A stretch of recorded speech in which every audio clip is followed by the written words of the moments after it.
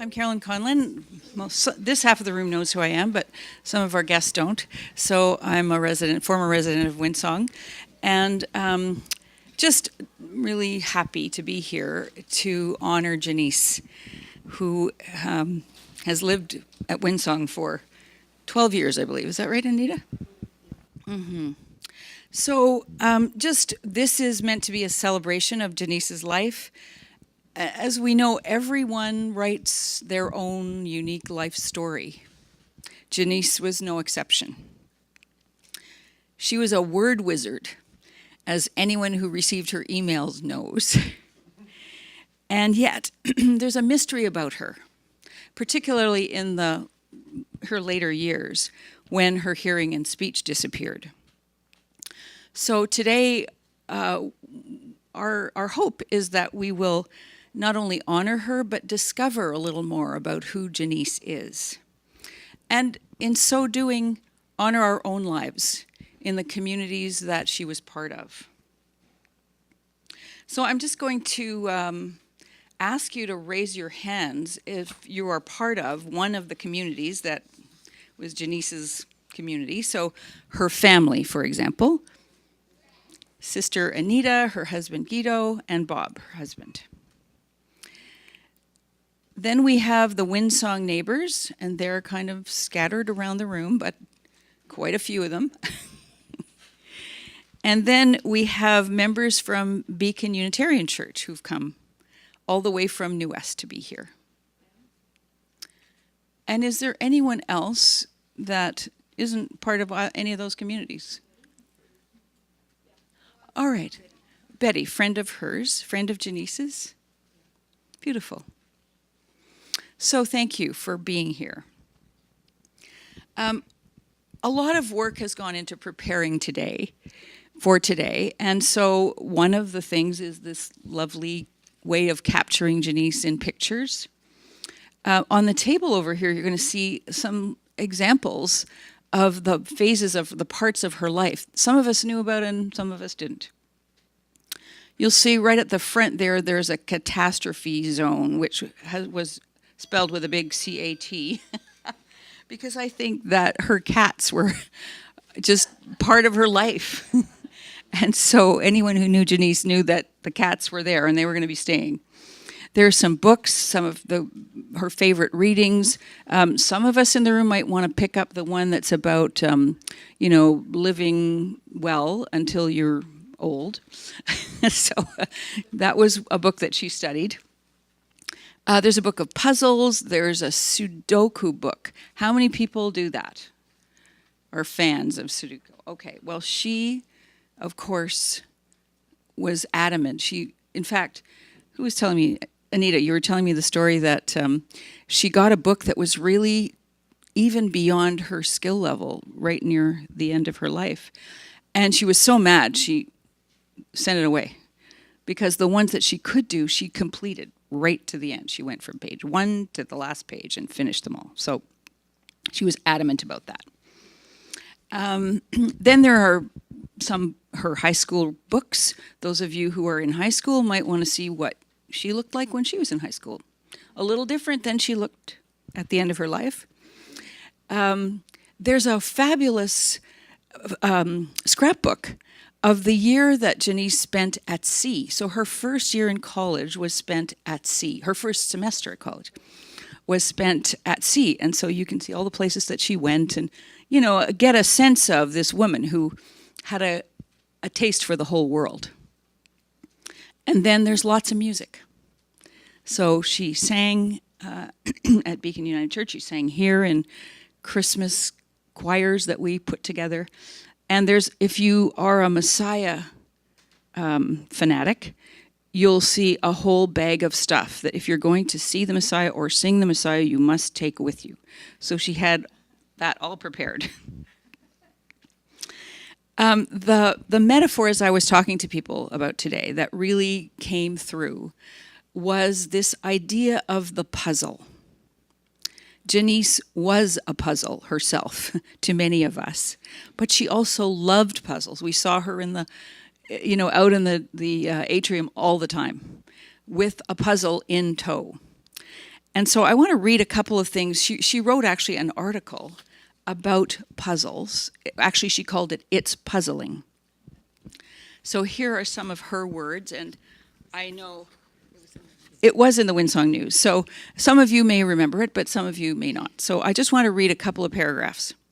Some of you have wondered why I do jigsaw puzzles as much as I do. It's a puzzling question, and I'll try to give some answers. I do it mainly because solving puzzles gives me pleasure. I get a reward feeling from each piece placed, from each section completed, from every session that results in clear progress toward completion. With challenges to my hearing, my balance, eating ability, and more, as well as my bank account and social life, much of what previously gave me pleasure is no longer available, but I can enjoy puzzles. And I won't read the whole article because Anita has some pieces that she wants to add, but I just want to capture the last paragraph.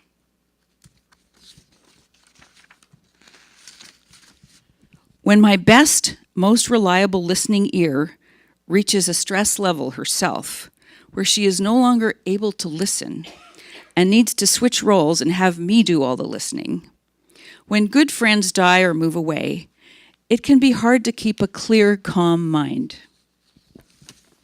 Doing a puzzle can help. Or perhaps you of judgmental mind, you know who you are. Perhaps when you say to one another that I am just avoiding doing anything useful and that actually deep down inside I am just no good for nothing, perhaps there's something to think about there. Who really knows? It's puzzling. So we have as a way to really connect all of us this afternoon, a puzzle in the middle of the room. And what I think, maybe if someone can just pick up that box and pass it around the room, I would invite you to each take a piece of that puzzle. Sure, thanks, Howard. Take a piece of that puzzle and think about how you were a part of the puzzle of Jenise's life. Some of us were holding the edge pieces, you know, the ones that kind of make the shape of the puzzle, holding the outline of her life, especially while she was here at Windsong. Some others, like Nancy, her sister, Anita, April, who I'm not sure is here, were really closer to the center. And many of us were somewhere in between, offering help as we could, energy when we thought about her. So today, together, we're going to discover, I hope, and offer pieces of that puzzle that is Jenise. Her body is enjoying a well-deserved rest.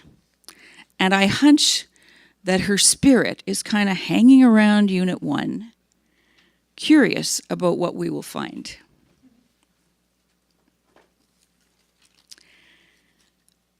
Music was an important part of Jenise's life. And so Simon has offered his gift of song and is going to share the first one, which I think sets the tone for Jenise's simple gifts to all of us. We all know this song, Simple Gifts. And we're all invited to join as we remember the words and just to follow Simon's lead. Thanks. Well, I was sort of on the periphery. I was sort of on the periphery of Jenise's life, I suppose, because I only knew her for 2 years when I came to Windsong. And the one regret I have is that I didn't hear her voice singing, because she had a wonderful voice. I was talking with Bob today, and she was a very accomplished singer.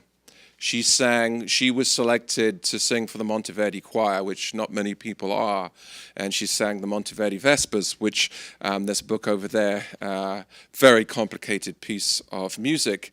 And the director said that he selected her because she had such a natural voice, which I can really relate to, hopefully. It's, you know, I just love singing, and I miss that part of her. So I'll do one song that we can hopefully all join in. Some of you may not know the words. It's very simple. I'll repeat it over a few times. It's an old Shaker hymn. 'Tis a gift to be simple. 'Tis a gift to be free. 'Tis a gift to come down where we ought to be. And when we find ourselves in the place just right, it will be in the valley of love and delight. And then it goes on. There's a second verse as well. But what I'm going to ask you to do is this. I'm going to ask everyone, if you can, to stand up. Because singing is also about movement, right? The body actually moves as well. So I'll try and sway. And, join in if you can. If you can't, and all you can do is just sway, then just sway. Am I okay here? You got the sound, right? All right. Do I have to sing through this or? Yes. Okay. I can't hear anything at all if it's on the mic. Okay. Okay, here we go. 'Tis a gift to be simple, 'tis a gift to be free, 'tis a gift to come down where we ought to be. And when we find ourselves in the place just right, it will be in the valley of love and delight. When true simplicity is gained, to bow and to bend, we will not be ashamed. To turn, 'twill be our delight, till by turning, we come round right. 'Tis a gift to be simple, 'tis a gift to be free, 'tis a gift to come down where we ought to be. And when we find ourselves in the place just right, it will be in the valley of love and delight. When true simplicity is gained, to bow and to bend, we will not be ashamed. To turn, 'twill be our delight, till by turning, we come round right. Thank you. Thanks, Simon.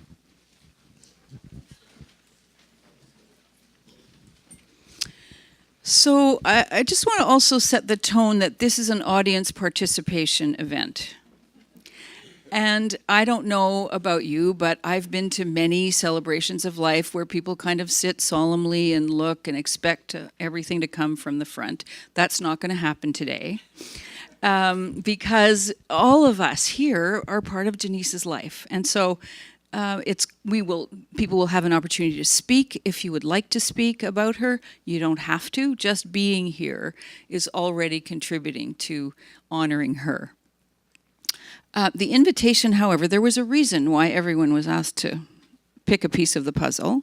It's actually a floor puzzle, and so it's kind of made for kids. Hopefully we can all relate in some way. And the idea is that we're going to create the puzzle as we're here together. So whoever has a piece that they want to put down, put it down. If you have a piece that you think might relate to that, go ahead, put the next one down. There's not going to be everybody has to do it in a row. That would be horrible. So, so if you find one, oh, look at that. Anita's got two that fit already. And you'll see that we'll decide at the end. Is there any symbolism in this puzzle that might relate, either to Jenise's life or to our life as a community that supported her? Perfect. So, and if there's more pieces to be had, then are they all gone? Okay, good. So everyone, somewhere in this room, there's every piece of the puzzle that we need. So I just want to start by reflecting a little bit about the Jenise that I knew. I've been away from Windsong for about 5 years, so I missed the daily comings and goings that marked the rhythm of her life. I did see her, though, often in the atrium doing puzzles. And it's been good to reconnect with people who knew her in more recent years. Nancy, Bob, Anita. And there have been many others, I'm sure, in this room. And in some way, each of us holds a piece of the puzzle of her life. In another way, She offered a piece of the puzzle in each of our lives, some that have occurred already, some that may be ahead for us. How to parent a unique child into adulthood. How to live when a primary relationship ends or changes. How to live with a debilitating disease. How to find pleasure in the simple things. Walking in the sun. Holding a cat. Doing the nightly security check. Sipping through a straw. All of them simple, but not necessarily easy. Anita has lovingly written the story of Jenise's life, and we've printed it for you to read over on the table around the picture of Jenise. Or we could email it out as well, just to read in your own moments of quiet reflection. And so today we're going to add to that story as we know it. I'd like to share a few things that struck me in preparing for today. I remembered the healing circle that we held after Jenise's first surgery when she arrived at Windsong. How many people here might have been there? Okay, beautiful. And, we believe that energy heals, and so that's why we were there. So did she. The doctors had found a malignant tumor in a very tricky place in her head, and no one knew what to expect. I think she did let in that loving energy, survived the operation, and defied the prediction that she had 2 years to live, because that was 12 years ago. During the remaining 10 years, she invented a nutritional regime based on her own research that eventually was only available to her by sipping through a straw. Her body was a challenge, but her mind was active. I remember getting edits to the few emails I sent to Windsong recently for something I'd written. Of course, she was correct. And, more importantly, her mind was focused on how to support Skye, the daughter she chose when she knew she could not have her own. She picked at the pieces of that puzzle until she resolved it with a thoroughly strategic set of legal documents that could only take effect after her death. So that's the woman that we're here to celebrate. And I know that there are people who have written some words about Jenise. Some came in through email. They're posted up on the fireplace. Anita, of course, has written a great deal. We're going to hear some words from Elaine Rutherford that Maureen's going to read. We'll have the mic available for people to speak. We'll move this thing around. I hope you're not too intimidated by it. The reason that we're using a mic, this is not a big room, we don't really need to use a mic, but we want to record it as a video that can be shared with Skye, who isn't here today, but who might appear. And later, at some point by herself, will probably want to look and see what people said and just experience this for herself in her own way. So that's the reason for the mic, so that it can be picked up on the video. So I'd like to start by inviting Anita to share your words.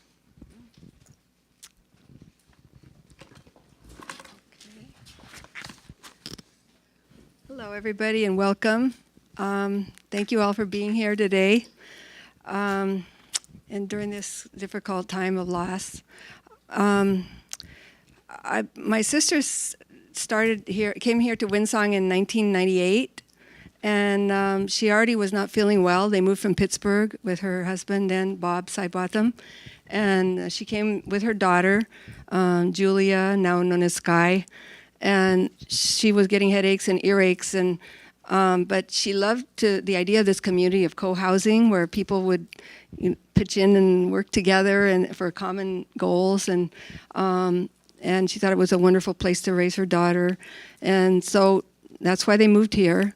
And she found out about a year later that she had the tumor, and she had to go through radiation, and so ever since, I think that was in 99, 2000, So then she recuperated from that, and it was kind of miraculous that she actually made it through and was doing pretty well for a while and got a chance to participate in a lot of things. And I would come up about almost every year to help her because she had a lot of challenges. Her energy level wasn't so great, and her house got disorganized, and her daughter also needed extra help with things. So she had 2 cats on top of it, and 1.3 cats, and she loved her cats and adored them, but of course that was additional mess. So it was always a challenge, and I would be coming up, and I got to know everybody and most of the people here, and really, this is a wonderful community, and I want to thank everybody for your support and everybody who helped put this together. Particularly, I want to thank Nancy Bean, who was there with her in the hospital when she passed away, and many other times. Nancy, say hello. And anyway, so Jenise was 2 years older than me. She was my best friend and companion. And when she was just a toddler, she would sit for long periods of time in a child's rocking chair, rocking back and forth and humming to herself. It was only about 10 years ago that Jenise learned that she had a congenital hole in her heart that she'd had probably since birth that might have contributed to a lower energy level. But she made up for it with other abilities. She loved music. She had an amazing memory for lyrics and melodies of songs. She used to make me mad when we were little by singing the same song over and over and over again. And she played clarinet in her high school band and also sang in a group called the Sweet Adelines, a choir group, and later in other choirs, including one in Pittsburgh that there's some information about there, where she sang in Monteverdi's Vespers at the Heinz Chapel in Pittsburgh, and it was taped on a television program. More recently, she sang in the Beacon Unitarian Church Choir, and thank you for coming, the group from Beacon. Jenise was very good with words. I would write a draft letter to the editor of our local newspaper, and then she would edit it. She would not only revise and improve my letter, but she would make sure I had every period and comma in the right place and that every word was spelled correctly. She even complained about the number of spaces I left after each sentence when I was typing. She said it should be 1 space. I said it should be 2. I think I won that argument, but I learned a lot from her about good writing. I enjoyed our correspondence by computer. I would check my email almost every day, hoping to hear from her. I will miss her friendship and her emails. Jenise was a cancer survivor. She lived almost 15 years after her initial diagnosis. In her last year, she fought courageously to live in spite of many hardships, such as difficulty in eating, lack of energy, deafness, and trouble speaking clearly, as well as osteoporosis. She wanted to continue to be a mother to Skye, but after getting down to less than 80 pounds or varying 80 to 90 pounds, she finally decided it was time to go. At the end, she refused antibiotics and intravenous feedings. In the last few days of helping to sort through and clean out Jenise's house, while also preparing for this memorial celebration, it's been a joy to find so many pictures of her, her daughter, her cats, other family members, her writings, a scrapbook of her trip around the world when she was still in college. And I'm still learning many things about my sister. My wonderful husband, Guido, who's been beside me during this trip and on other trips, was reading last night through old Windsong newsletters, and he happened to find this newsletter that was published in 2004, and there was an article by Jenise, and it was the one that Carolyn shared about, can you hold it? Sure. Mm-hmm. About her puzzling, that she loved puzzles. And the title is, It's Puzzling. How appropriate for this celebration of her life. And what a coincidence that he found it last night. And he actually did a little newsletter that you can pick up with a picture of her between last night when he found it and today. So we have that for everybody. I wanted to share a little part of that article that she wrote. It says, I like to do a puzzle full of color, which I like looking at. For me, it would not work to assemble a picture of darkness and despair. Fortunately, I have not seen many such puzzles. I don't like I don't much like huge patches of the same color, for example, lots of sky or too much snow, because it can feel tedious working through 100 or more pieces that all look pretty much alike. An interval of working on a puzzle in Hancock Square, that's the part out here of the entry of Windsong. It's called Hancock Square. An interval of working on a puzzle in Hancock Square often adds bits of pleasant social contact as well.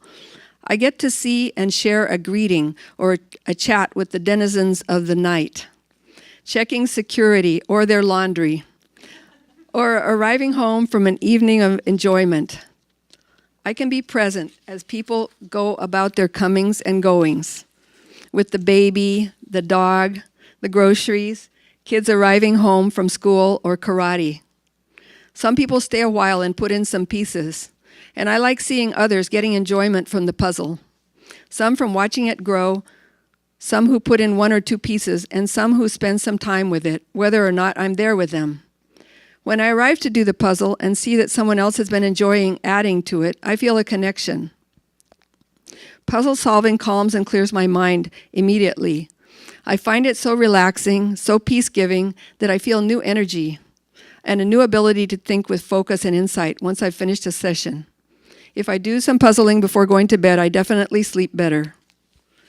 So I'm really happy to be here and have you guys all participate and, help me remember my sister. And so thank you all again. And I see we have a few more pieces of the puzzle. Thanks, Anita, for adding that insight into the woman who was a mystery for a lot of people because of just the way that she was challenged at the end of her life. We have, I think Maureen has something to read from Elaine Rutherford, who was a neighbor of Jenise's and had some beautiful words to write as well.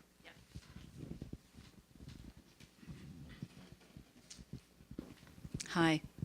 Elaine sent me this. She lives in Penticton now. She couldn't make it today. So she was Jenise's friend and neighbor for 12 years here. Jenise, you stand still in the atrium, hands out to either side and body leaning into the railing.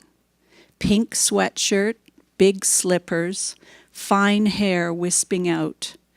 There is intensity here. There is a question, and the bearing of a water bird, not the soaring down and clutching kind, but the standing still and watching kind. You turn your head toward me as I approach. There is an issue. I sense it. This much I know. It will be something I could never predict.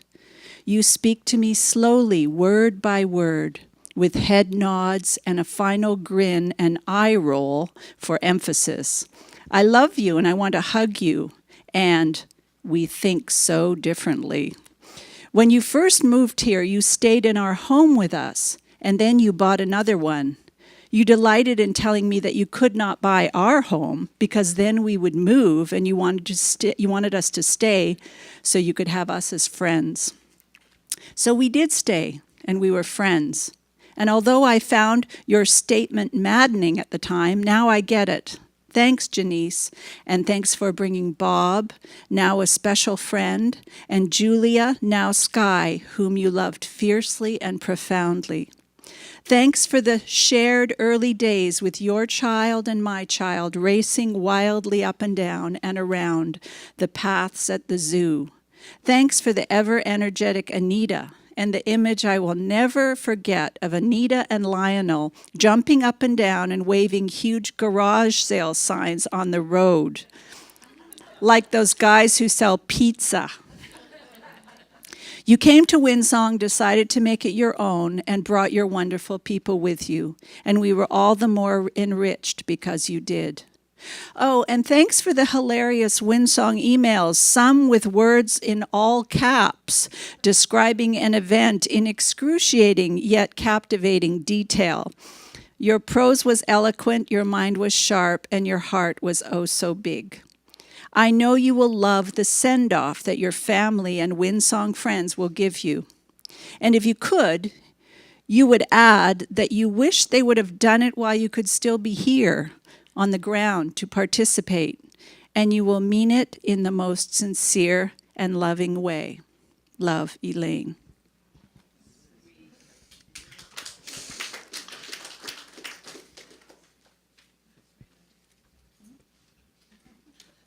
So there are a lot of people in Janice's life who love words.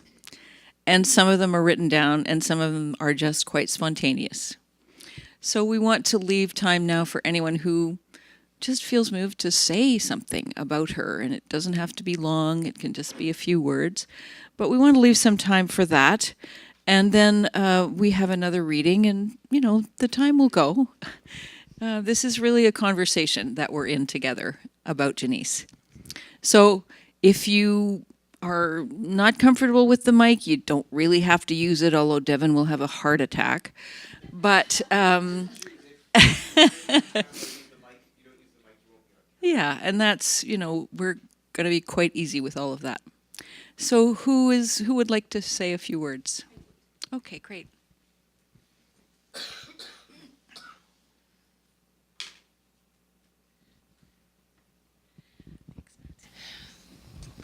Jenise was my friend. And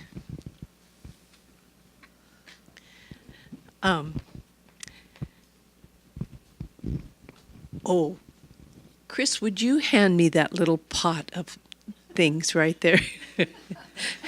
Thank you. Important stuff. Important stuff, my prop, yeah.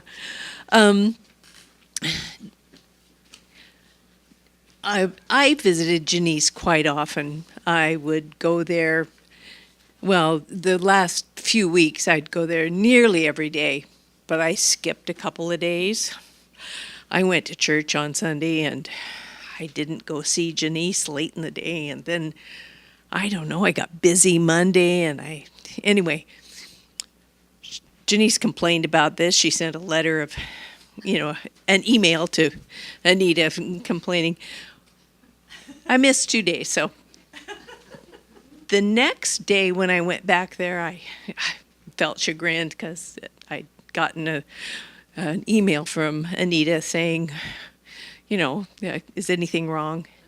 I go there and I sit down and hear, which had appeared in the meantime, a small jar of some obviously expensive 3 times concentrated royal jelly bee powder, something or other. It's called Immortality Alchemy. And I didn't say anything to Jenise because she was really ill at this point, and I just stared at it, and then I went home, and then I came back.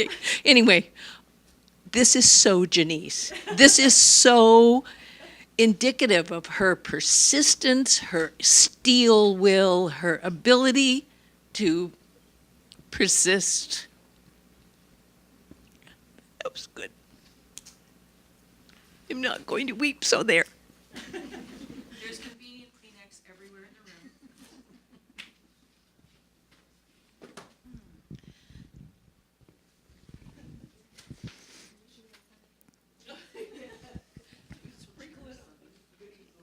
They can. They'll be fine. I'm reminded of, I don't know who was telling me about puzzles, but their comment was that even the spaces, even if there isn't a piece that actually fits somewhere, but here's one that just fit right there. Perfect. No, it's okay. So, they're not all filled in yet. But even the spaces leave a shape. So this puzzle is going to come together perfectly. We just don't know how yet. And I'm reminded as well that we speak in different ways. So there's the written word, there's the words that we speak out loud. There are the words that we express, or the thoughts that we express with emotion. And so let's just give ourselves permission today. When it's time to cry, feel free. I will. That's why the Kleenex is here. So also, anyone else who'd like to speak? Shall I bring this to you, or would you like to come here? Okay, great.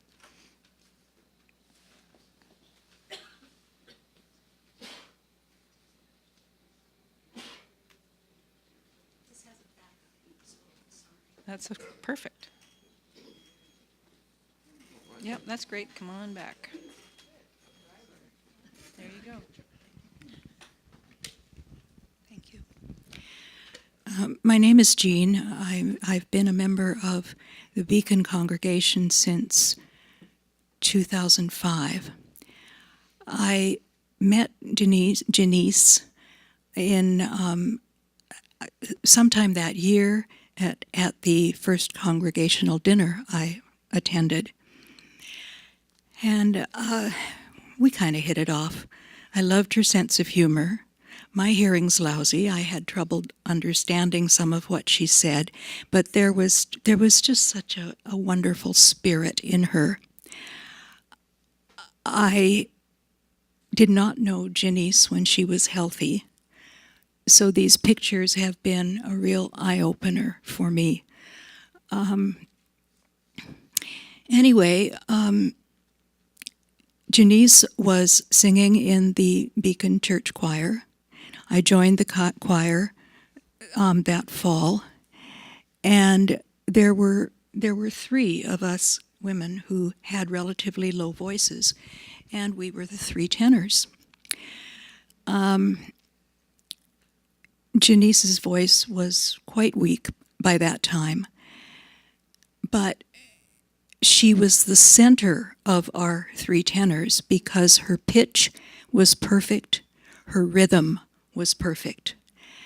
And we received a lot of support, a lot of encouragement, and a real anchor from her. I loved her words too. She was fun to correspond with. She was fun with whom to talk. And it wasn't as difficult for me to understand her as it was for some people because my hearing has been poor for a long time and I lip read a lot. So, and we knew, both of us, that we had to look right at each other's mouths in order to understand each other, and that's what we did.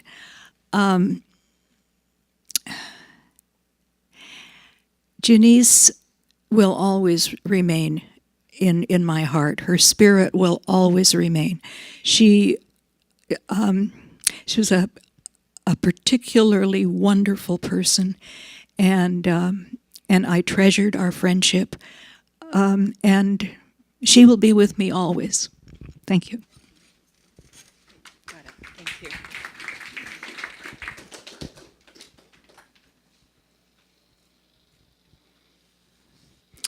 Did you know that Jenise had perfect pitch? Mm-hmm. When she sang in the Windsong choir, she contributed that as well. Who else would like to speak? I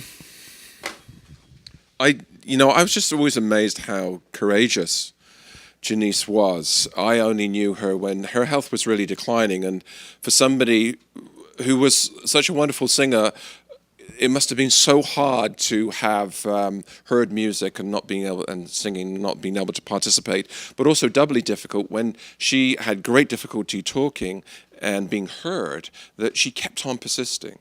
And I would try and have conversations with her that, I thought, gosh, if I was in that situation, how hard it would be for me to try and engage with somebody, because I remember what it used to be like and how difficult it must be for somebody to, to be there and try and communicate with you. But she just kept at it. And, I thought, wow, there's an incredible strength there. I remember the puzzles. I remember they went from Hancock Square into the South Atrium. And, it was a great joy for me. I must say, although I never put a puzzle, I never picked up a piece and put it there, it was a great joy to see her there because that was the way for her to be part of the community. And it was a great joy to see other people do the puzzles as well. And even though I never participated, I suppose I was participating because I was watching the whole process unfold. So anyway, that's my memories. Thank you.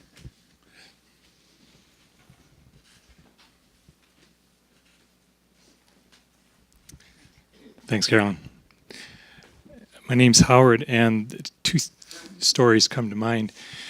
One is that I just going through pictures here of Jenise and Jenise's family and our family, and our families are really very close in the first 2-3 years when they come in. I really recall that it seemed, especially Julie and Ben, just seemed to have a real energy together that resonated really well together at that stage. That they kind of grew apart more later, but they really spent a lot of time together, and Bob and Jenise got involved in various personal growth programs we were involved with, so it really felt very close to the whole family very quickly.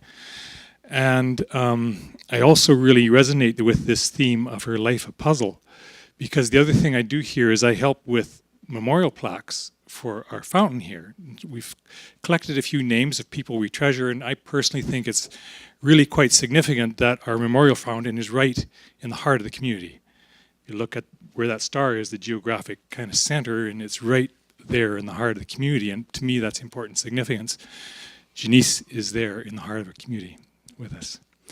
And it's interesting, this whole idea of usually I get the plaques and I ask the family for a phrase for the plaque and they give me one right away, or the next day I get an email back or whatever. It's pretty easy. Well, the idea that first came up was wordplay, so we played with this there was a lot of people. I don't know how many emails I count. We must have had 20 or 25 emails.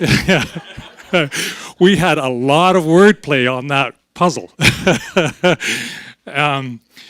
But it comes back to my last even memory of Jenise was going in to help her with her water heater, and she was doing a Sudoku puzzle, which I have a fondness for, so kind of was able to join her in that briefly. But the saying, I'm sure people will correct me if I didn't get the words right after these many versions, but her life a puzzle solved now. And that really resonates with me, because I really feel energetically with her now, and I really get the peace. So she's in our heart, in peace. Thank you, Jenise.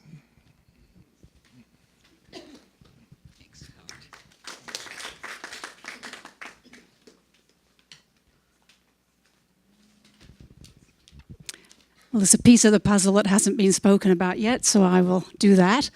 I sell all the homes at Windsong, and so I met Jenise when she very first arrived, and I was surprised that she already knew she was sick, because she seemed very healthy and vibrant and attractive woman, excited about moving up here, and she went downhill so quickly within a year of moving in. So that's, it's hard to remember what she looked like when I first met her now, because she's been ill for so long. But the part that particularly resonated for me with her was that whenever there was a project at Windsong that had or a discussion going on where the environment was important, environmental concerns were important, Jenise was right there. And I always felt so supported about that, because that's something that's very important to me personally. And she, when we had the Green Solutions team, she was right in there, and things like that. And recycling. I mean, the house, as Anita will tell you, was full of stuff. But it wasn't just full of stuff. It was stuff that had to be recycled. And for the last few months of her life, I've been doing her weekly food shopping at Nature's Fair, and she was just so grateful, because she only wants to eat organic food, and that's important to me too, so that was something else we had in common. But she was so grateful that we were doing her food shopping at Nature's Fair, but also that we would recycle the bottles back to Nature's Fair at the same time. So, and just a sad thought that I had just now when Simon was talking. Last Christmas we had a caroling up and down the atrium, and it was just wonderful and a good turnout for it. And Jenise came out of her house and I know wanted to be a part of that caroling but couldn't, and then walked back in because she couldn't hear it. She walked back into the house, and I just felt really sad about that, because singing was so important to her. Thanks.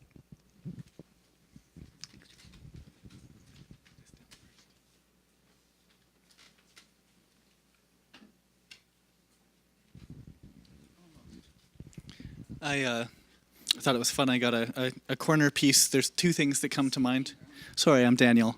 Two things come to mind for me with that. One, I was more on the periphery in Jenise's life. We knew each other a little bit. I enjoyed doing puzzles with her. I loved our emails back and forth. She had just a wicked, puckish sense of humor and such a gift with words. But another reason I liked it is there was a cornerstone, a corner piece of my understanding of Jenise that clicked for me was Winnie the Pooh, and it was the realization that in some ways she was our Eeyore, that she often had a feel of how like them, but that she was a well-loved part of the community and knew it, and that through hardship and through what for her were the challenges, as her ability to connect with the community, the channels for that diminished. That I'm not aware of any times where, I mean, there may have been some, but where she felt like she wasn't a part of the community. She felt like it was harder to connect, but she was loved by the community and knew it. And I think that in a world where often anybody can have doubts about, am I really a part of this? Am I really a part of something or other? The fact that with all of her challenges, that was something that seemed solid was really inspiring for me. So that's it.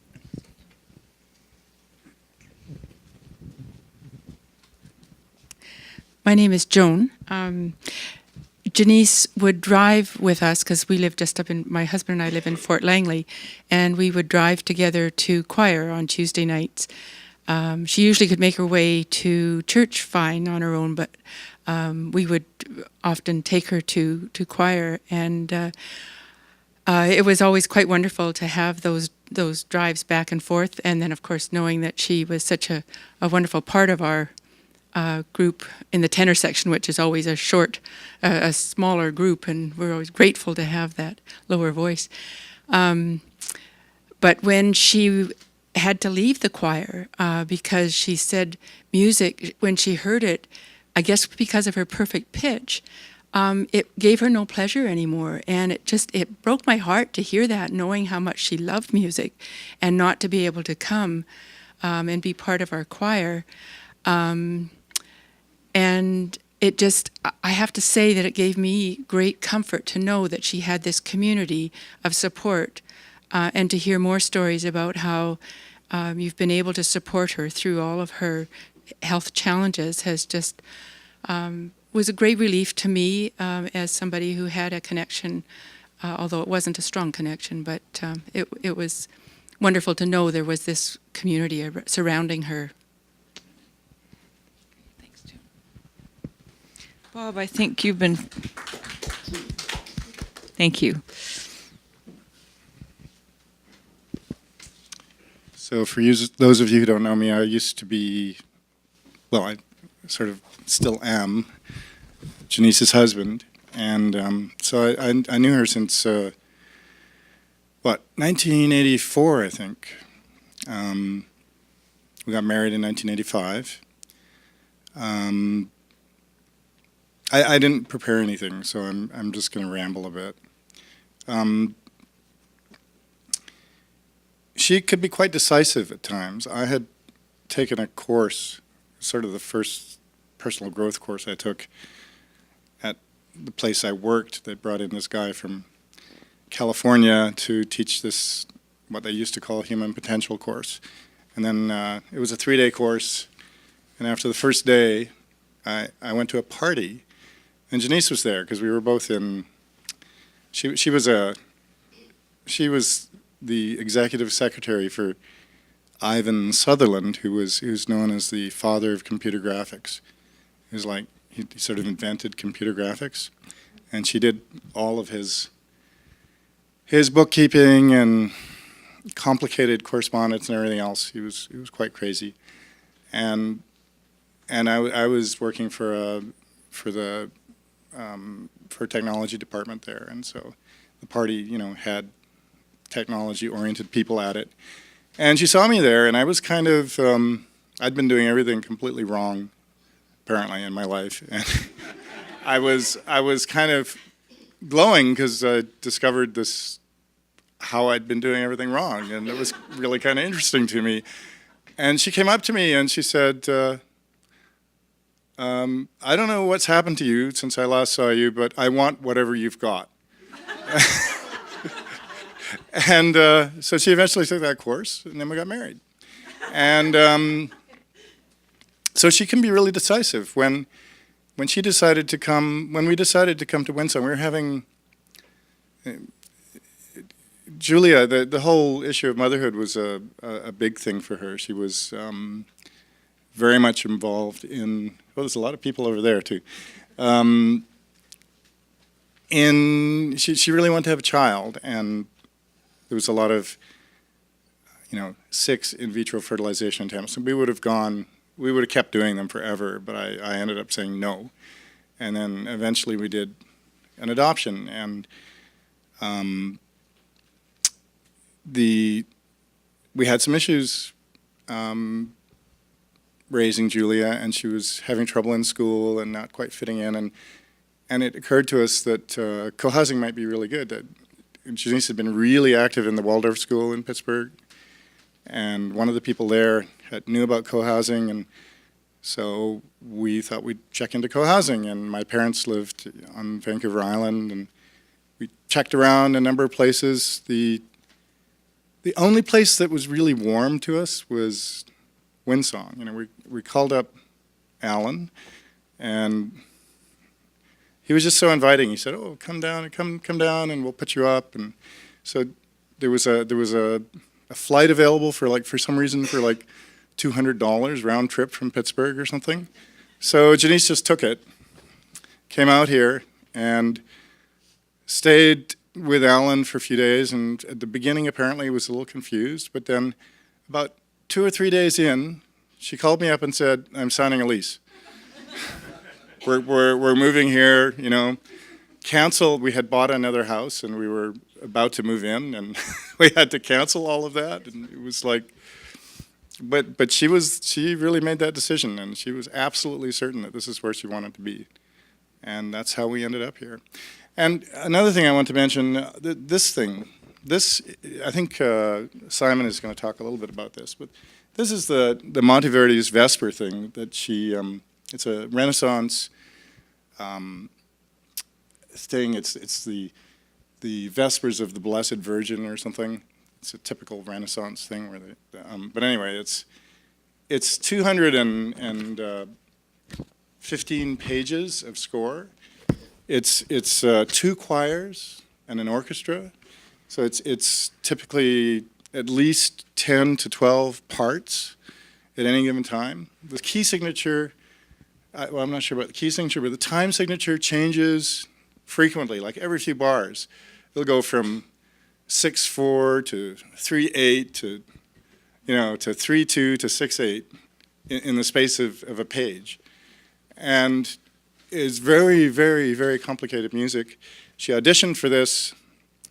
The director loved her voice because it was not trained, because she'd never formally learned anything about music. But she did have perfect pitch, and she could hold a note properly, and she didn't have any ornamentation. And that's what he wanted for a Renaissance choir. And so it was a tough audition, and a lot of people auditioning, and she got in. And then she practiced this thing. She knew every line of this. It's all in Latin, too, right? So she knew every line of this thing. And for months, she was singing this thing over and over again, like every day. And that's what it took to learn this thing well enough to be able to perform it in this beautiful, beautiful place in Pittsburgh, the Heinz Chapel.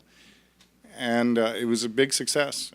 And the only thing I was sad about is that she never really pursued it. I think this was sort of, it was almost like it was something that she could do really, really well, but it took a lot out of her, and she said it was just too much work. But she did an incredible job of that, so I just wanted to note that.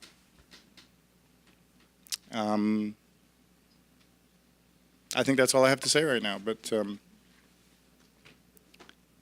yeah, I'll miss her.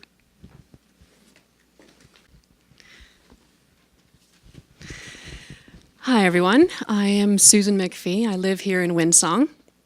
And my experience with Jenise started 14 years ago when she first announced that she had throat cancer and that she was going to be going through all of the different forms of treatment. And my first interaction with her, I put a request out on the community email looking for information about vaccinations. And Jenise sent me a message, "Come see me." And she pointed to her bookshelf. She had dozens of books and research papers and information pieces about vaccinations. And I said, "Can I borrow this?" "Take it."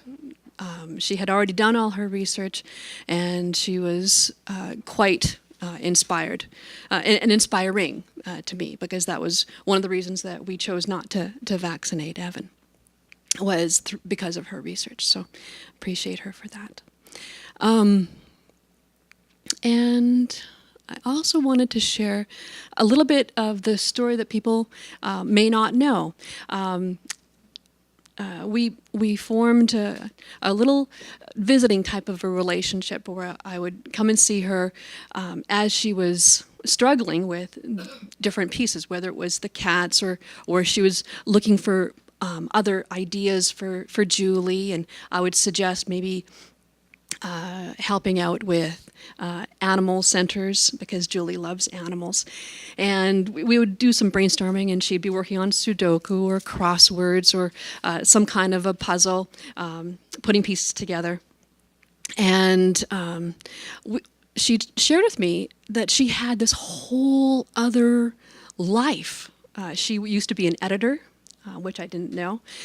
She used to be married to a Japanese gentleman, which I didn't know. She had a whole history, many, many different stories that she shared with me. And I guess that's all I really wanted us to share, just to fill in a few more of those puzzles. I'm very happy to see that the puzzle on the floor is almost done. Thanks, Susan.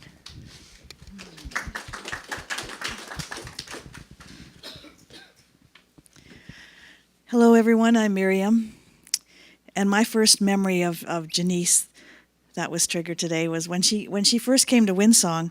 I heard that she called Bob after a day or so and said, "Bob, I could never live here. The homes are too small." And after a day or two, she called him back and said, "Bob, I've met the neighbors. I could never live anywhere else." So in the early years, we did get to know Jenise quite well. Because we were involved in a lot of personal growth with her, and our kids did a play together where I went through lots of pictures over the last few days just to see what I could find, and there was a play that they all did together where Julia Skye was as an eagle, and Lanny was a princess, and Ben was a fire-breathing dragon, and there's some pictures over there of that. But I remember how neat that was to see Julie Skye really interacting well with our kids, and there's a few pictures that I have of her over at our place and hanging out, and there's also a picture from one of the Windsong camping trips that Julia came on, and I had interactions with Jenise because I was often a night owl. I remember her often at night doing security. And one of the things that I remember that I want to share was Jenise asked me, she was going to visit her sister, Anita, in California, and she wanted someone to keep an eye on Skye. So she asked me if I would do that, and I was given instructions. I think she was maybe in grade 12, and given instructions about how to wake her up in the morning but not scare her, knock on the door, and I did have the key if I wanted to go in. And at one point I asked Skye, I said, "Would you like to have dinner with me one night?" And I talked to Ben, and Ben was okay with it. So dinner turned out to be pizza. And I asked her what was her favorite pizza and what was her favorite drink. And then Ben and I came over one night, and we had pizza with Skye. And that was at a time when she still wasn't out in the community very much. And I feel sad that she's withdrawn from the community, Skye. And I hope, my heart goes out to you through this time. Thank you.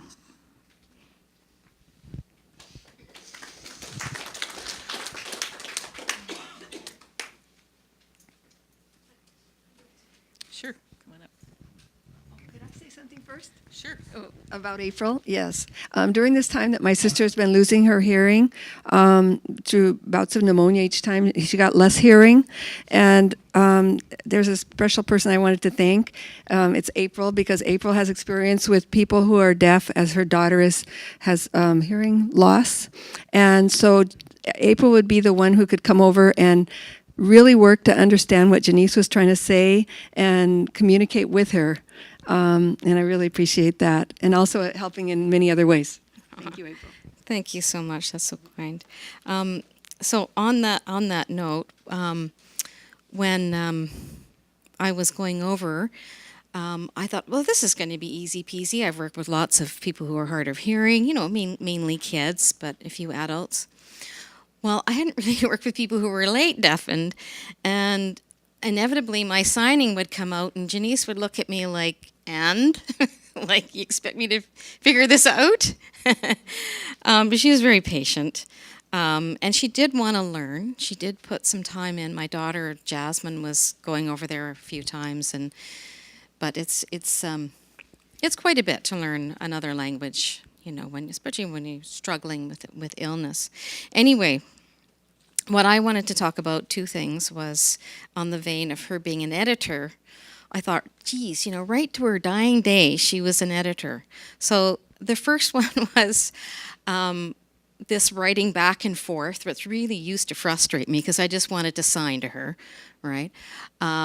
And so she would do all the talking, right? She'd do all the talking and you'd do all the writing. And I just thought, So anyway, when Skye changed her name from Julia to Skye, I wrote her name down and passed the paper to Jenise, and she read it, and then she handed it back, and she had corrected my mistake. I had forgotten to put an E in Skye. I thought that was really funny.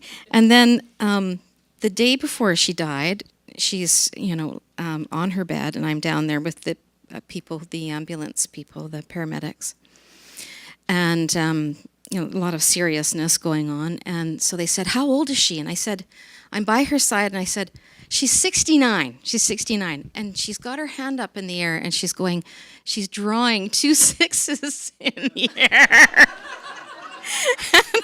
It's like, I'm not 69 yet, and get it right. She was really, really ill. She has quite a remarkable sense of humor. So, not knowing Jenise earlier in her life, I just wanted to share that with everybody. Thanks. Thanks, April.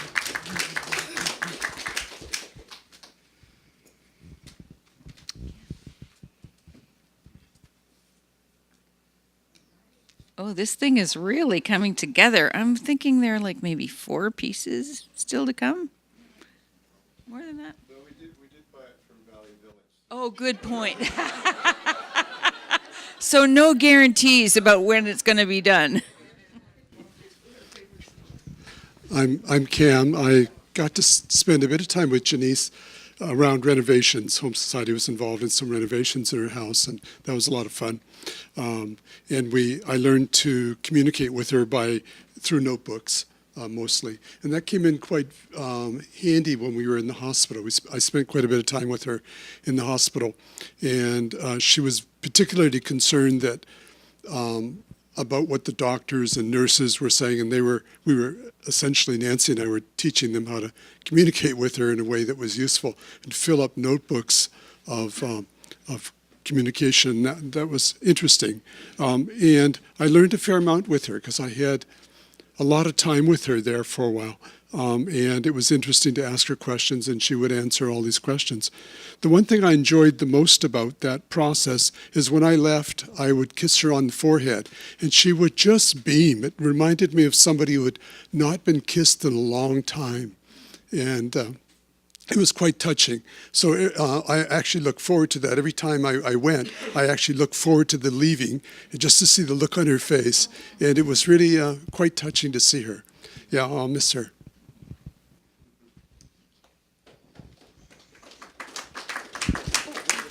There we go.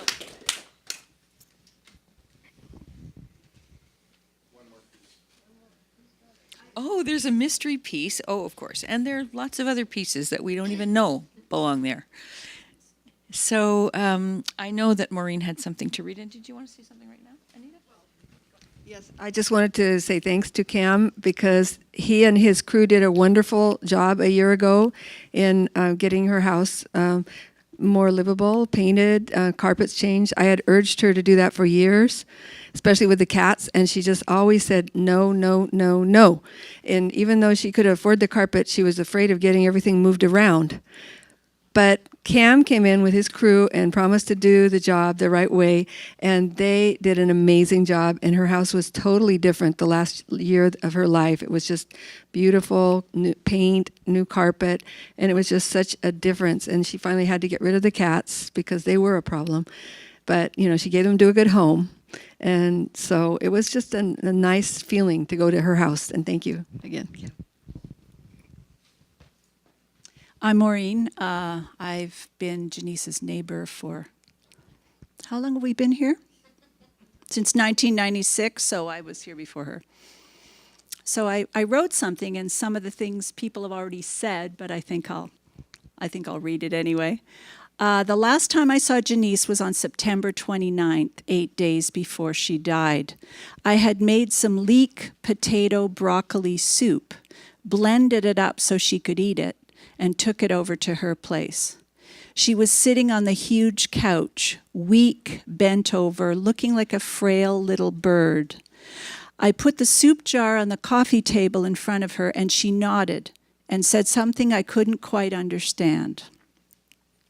Later that afternoon, I received this email from her.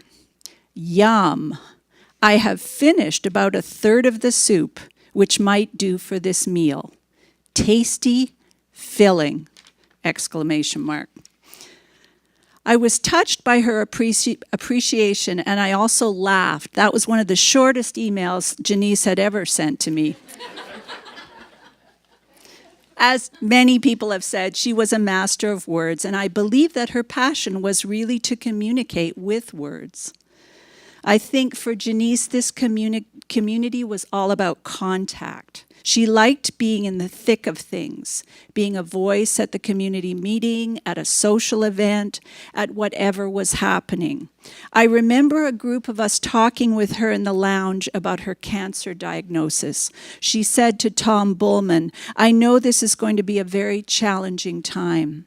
The challenges increased as the years went on. Her speech changed after cancer treatment. She couldn't eat solid food. Later, she lost almost all her hearing. And at one point, she could only communicate by email. But email she did. Jenise was precise in her choice of words, clear in her writing, and really witty as hell. Darkly witty, I would say. And as I share that dark sense of wit, I really appreciated hers. She had a passion to reach out and connect against the most formidable odds. After her profound hearing loss, she would still sit out there in Hancock Square doing Sudoku puzzles and hoping against hope that someone would come by and talk or just wave. The phrase, hoping against hope, was one of her signature phrases in her emails. In July of this year, Jenise underwent a medical procedure for a cochlear implant to restore some of her hearing. She wrote us informational emails, long informational emails, about it, and her excitement was clear. She longed to communicate and be part of community again. I was worried that her health was too poor to even undergo this procedure, but she went ahead, as she had a dream to communicate with us again, face to face, to talk and to listen. Jenise knew what mattered to her, and she tried until the end to communicate, to connect, to belong.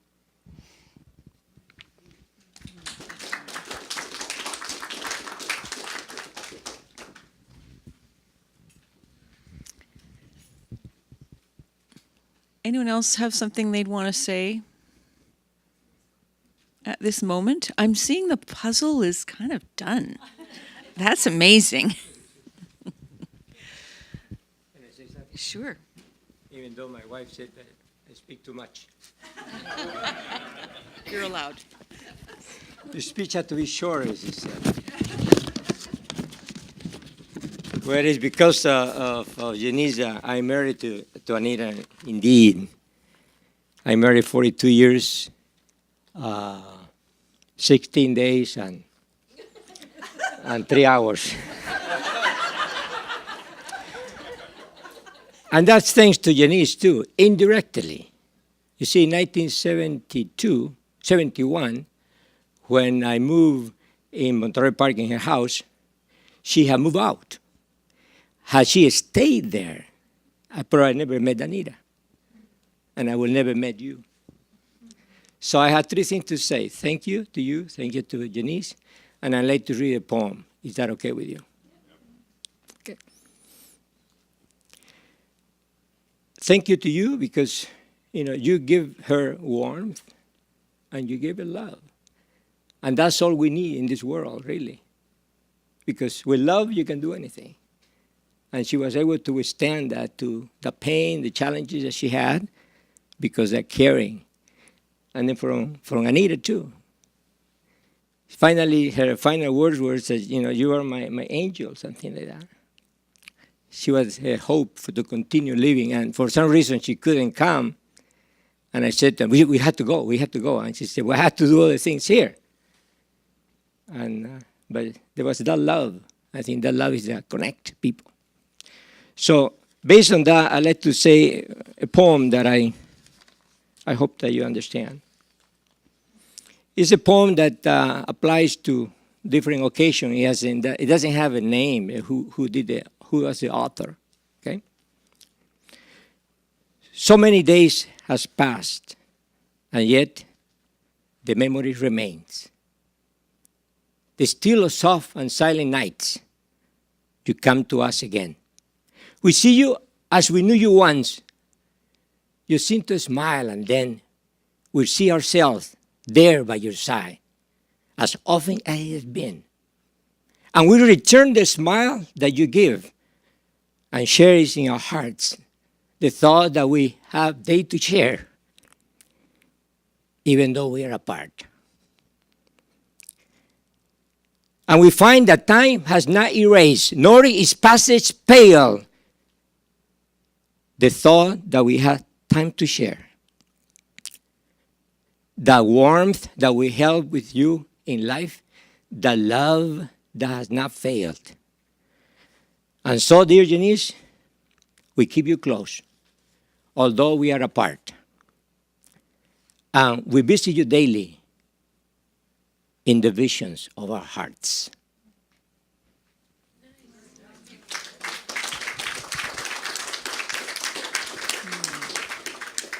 Thank you. How perfect.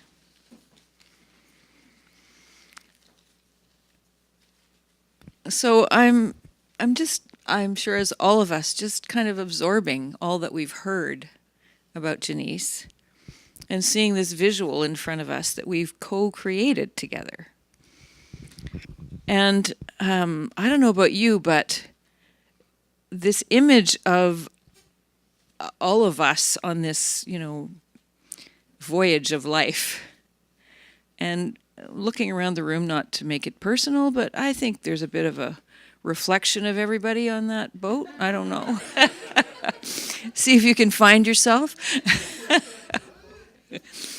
I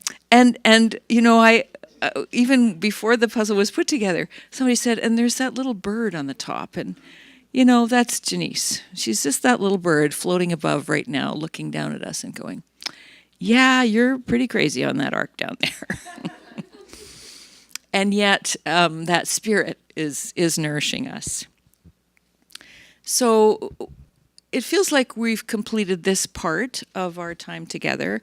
There are refreshments.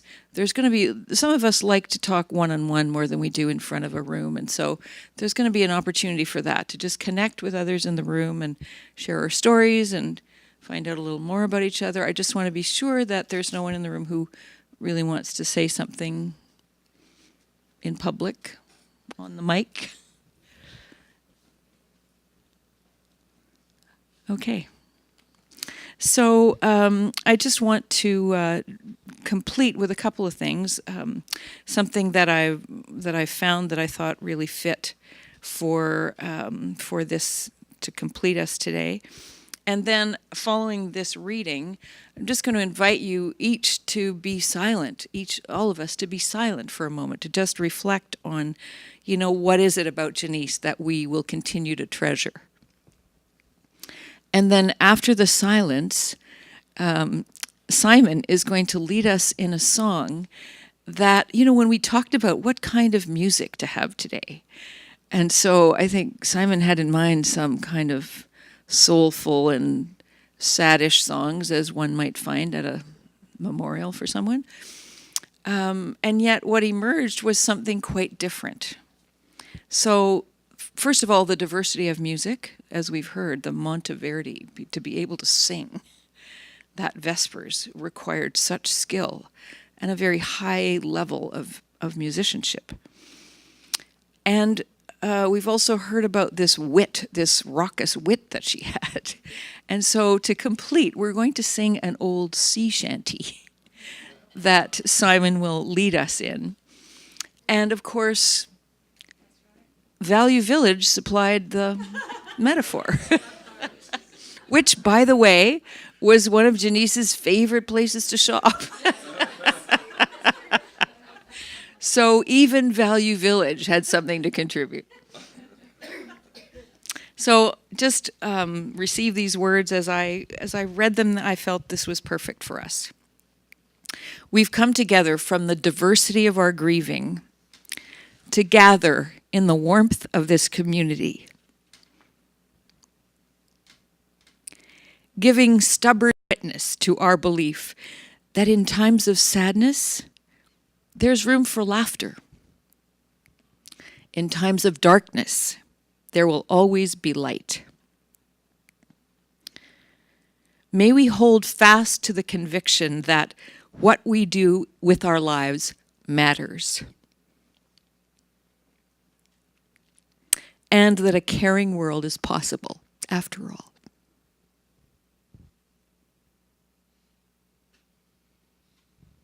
Let's take a moment of silence.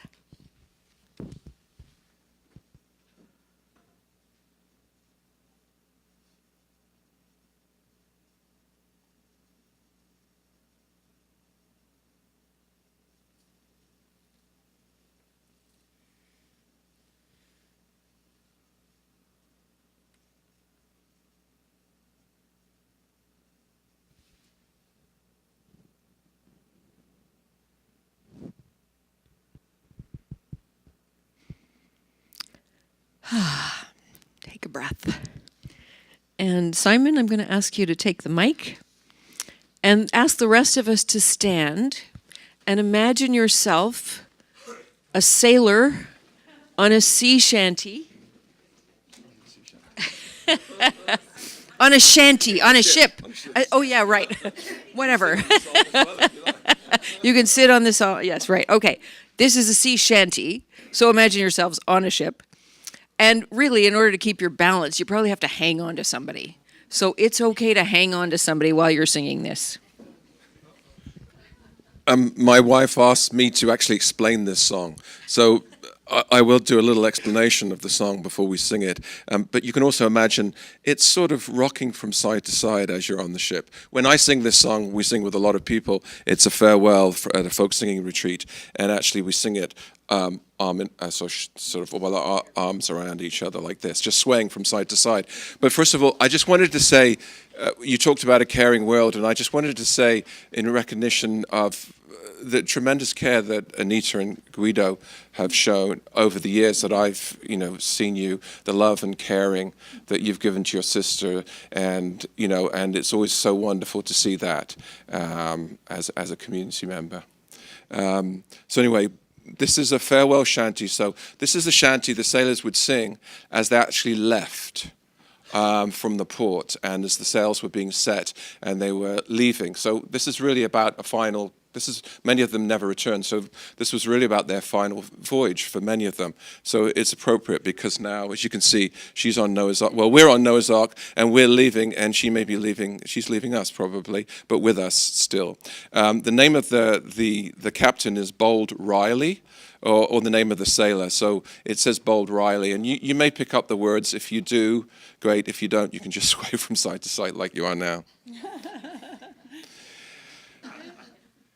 The anchors are weighed and the sails are all set. Bold Riley, oh, Bold Malay, the one that is leaving will never forget.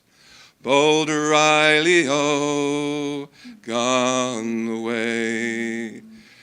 Goodbye, my darling. Goodbye, my dear, oh.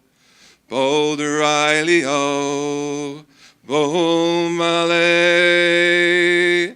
Goodbye, my darling.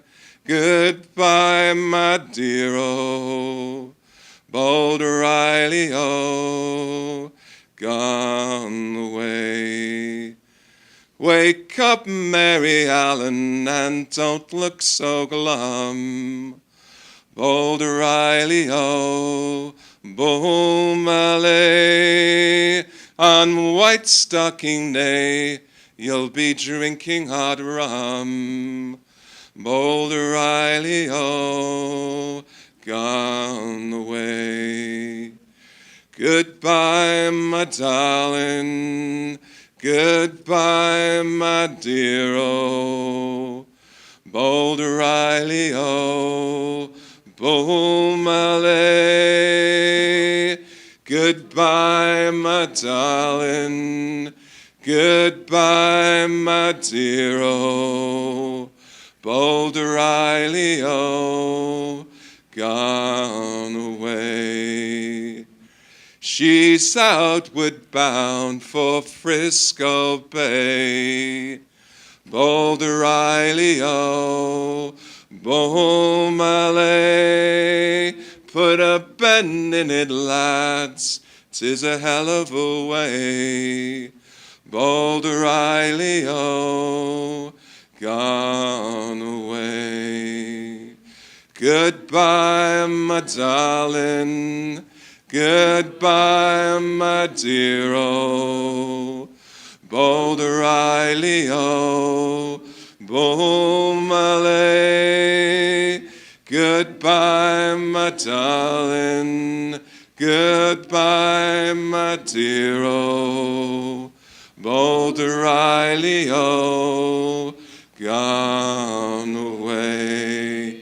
Bold Riley, oh, gone away.